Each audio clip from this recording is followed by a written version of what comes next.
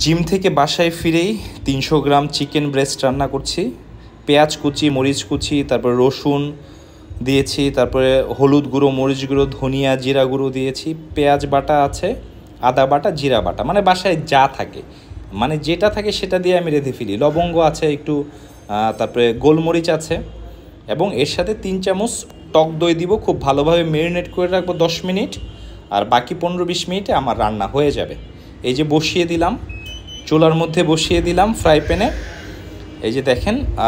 এবং এখন আমি লাস্ট 10 মিনিট আগে 1 চামচ অলিভ অয়েল তেল দিয়ে দিচ্ছি। এই অলিভ অয়েল তেলটা দেওয়ার পরে 10 মিনিট কুক করলেই হয়ে যাবে। পানিটা যখন শুকিয়ে যাবে তখন আমি চিকেনটা নামিয়ে ফেলবো। চিকেন আছে এখানে 150 গ্রাম, রুটি আছে 2 পিস, খুবই ছোট সাইজের রুটি, এবং শসা, একটা পুরো শসা, এবং এখানে ডাল আছে। ডাল, এটা আম দিয়ে রান্না করা টক ডাল যেটাকে বলে। তো রাতের মিল প্ল্যানগুলো এরকম হওয়া উচিত, এবং ঘুমানোর আগে আমি টক দই খাবো। বেশ 50 থেকে 70 গ্রামের আশেপাশে টক দই খাবো।